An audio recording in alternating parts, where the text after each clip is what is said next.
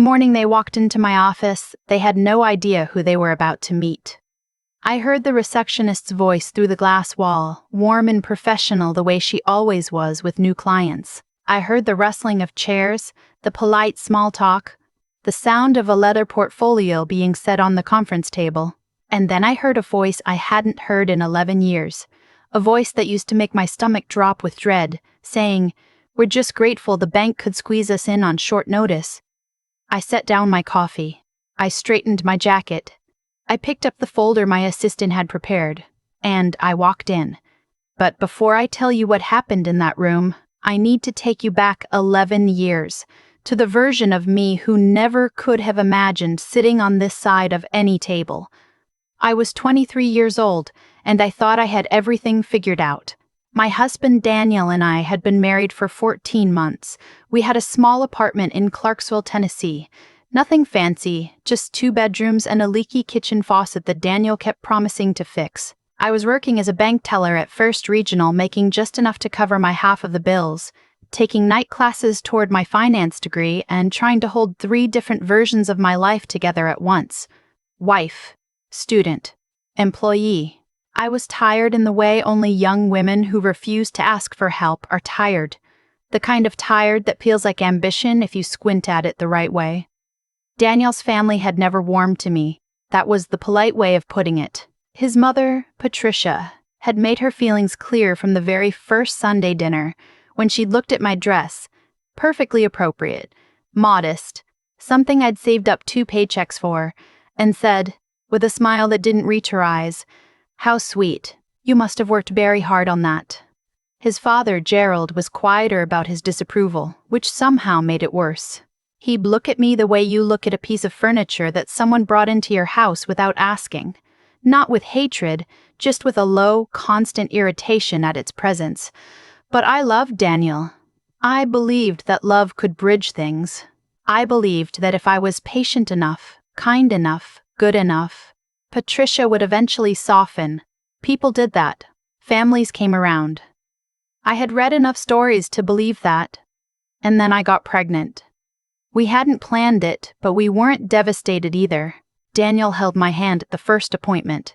He talked about names on the drive home, and I watched his face in the glow of the dashboard and thought, this is the beginning of something real. We told his parents at dinner the following weekend, and Patricia smiled so widely, I almost believed I'd been wrong about her all along.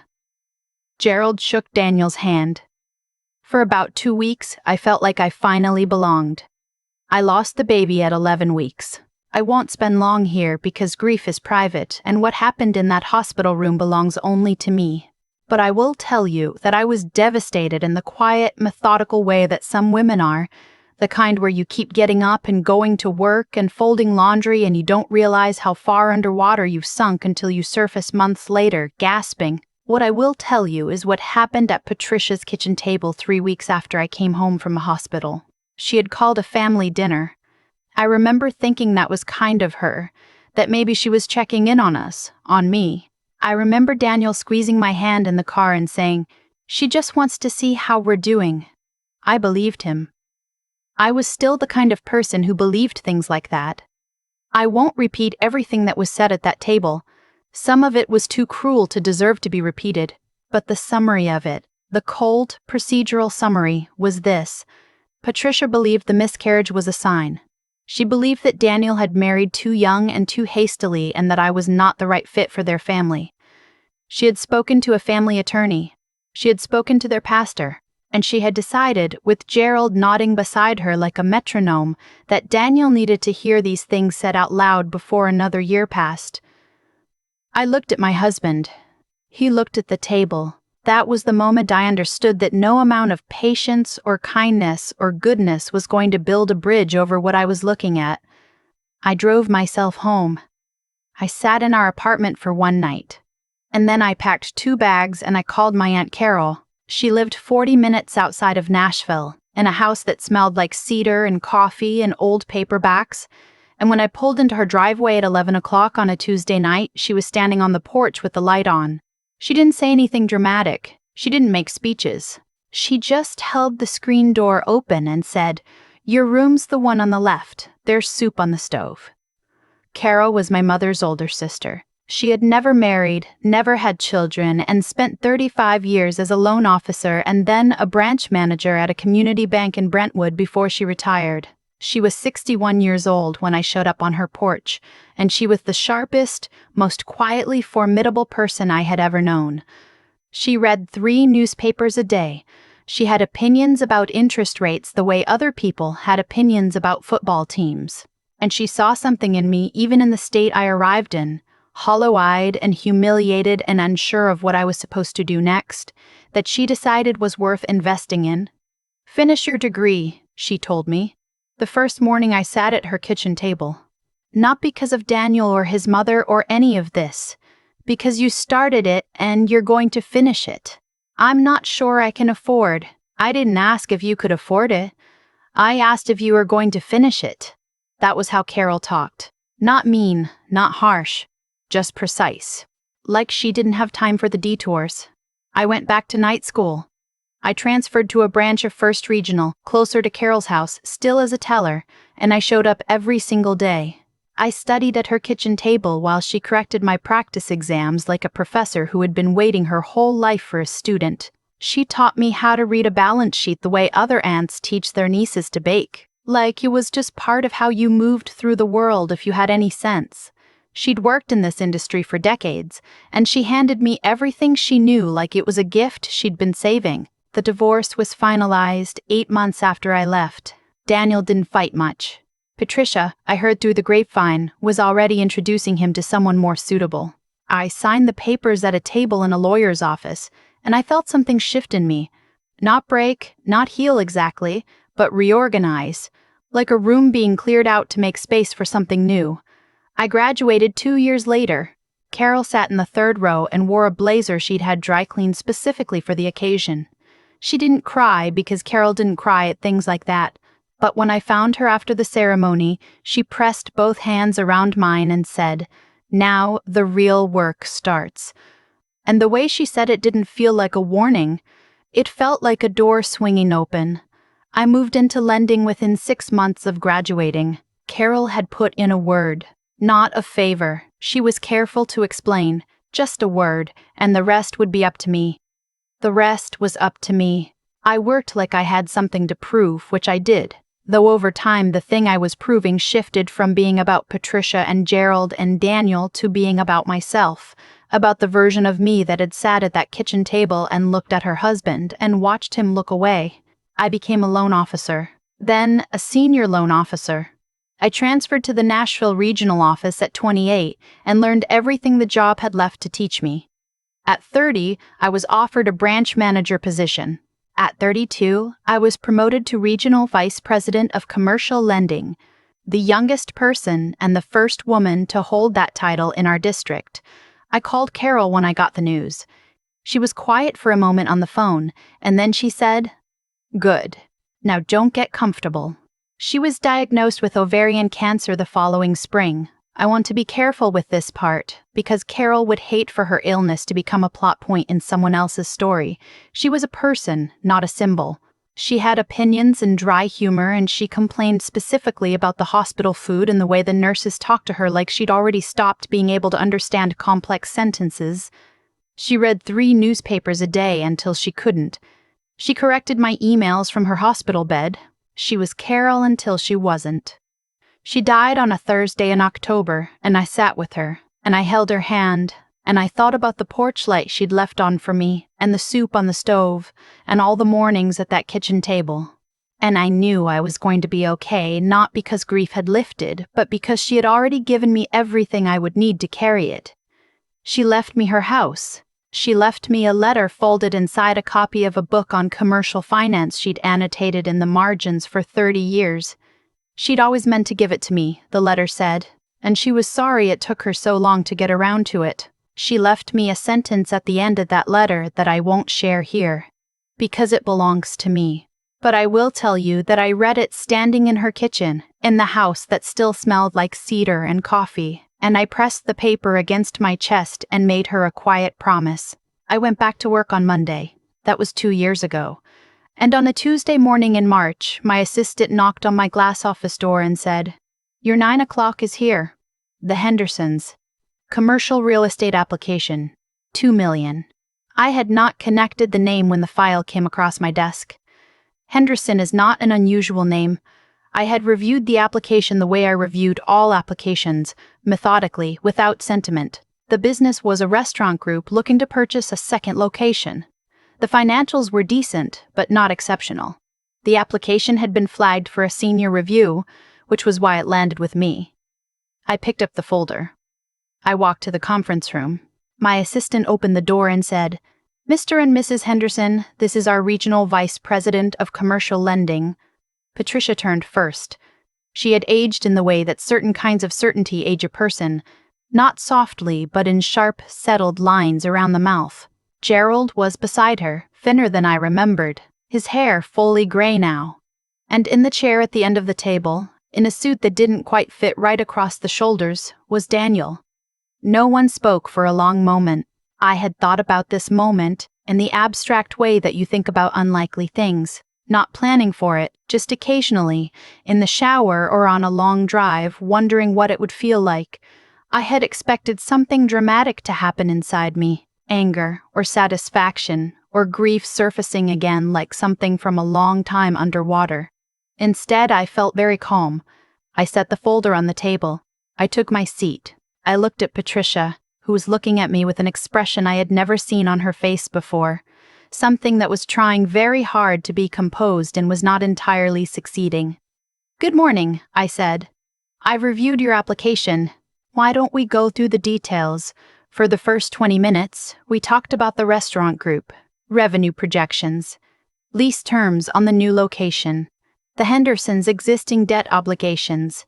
I asked the same questions I asked every client.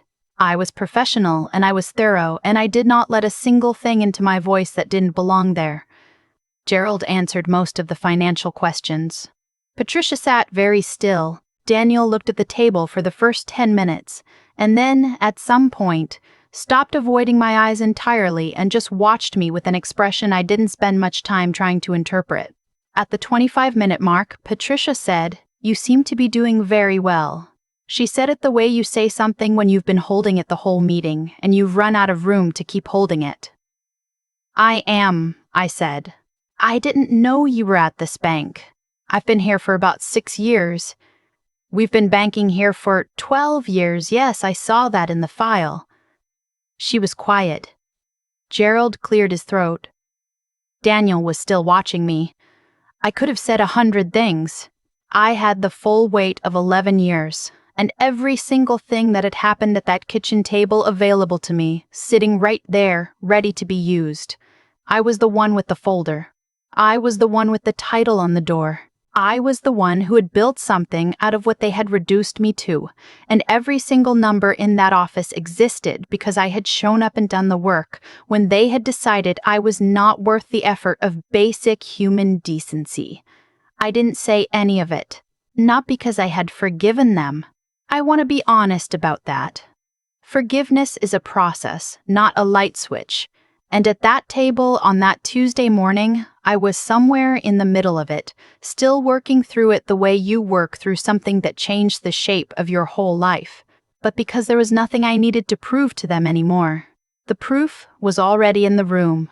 It was the folder in my hands, and the title on my door, and every single year I had spent at Carol's kitchen table learning how to build a life that didn't depend on anyone's approval to stand up.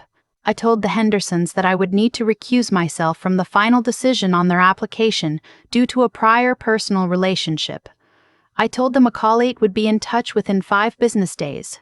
I shook Gerald's hand and Patricia's, and then I shook Daniel's hand last, and he held it 1 second longer than necessary and said quietly, "You look well." "I am well," I said. "Take care of yourself, Daniel." I walked back to my office. I sat down at my desk. I looked out the window at the Nashville skyline and thought about Carol's kitchen table and the soup on the stove and the porch light left on in the dark.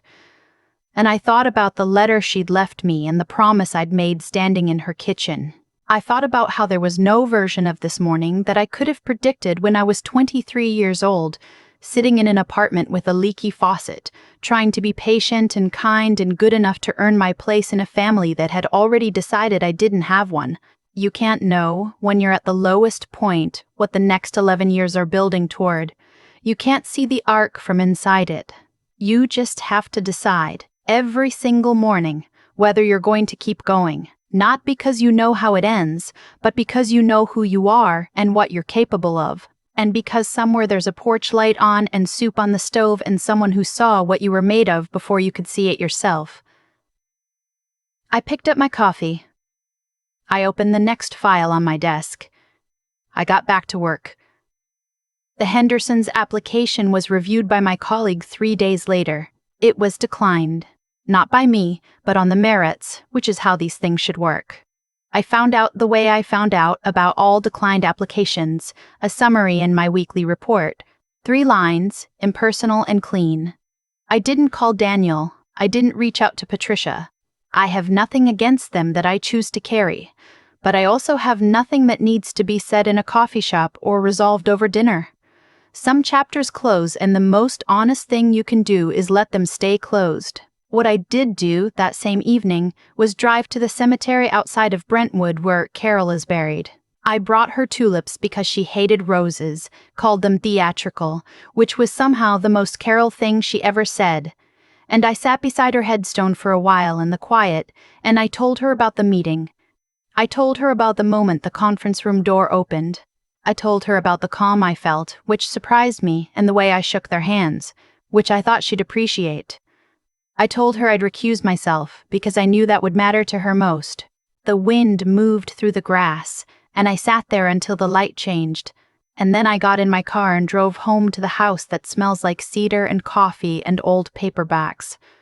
Her house. My house now, and I made a cup of tea at the kitchen table where she taught me everything I needed to know, and for the first time in a very long time I felt the weight of it, not gone, never completely gone, but lighter.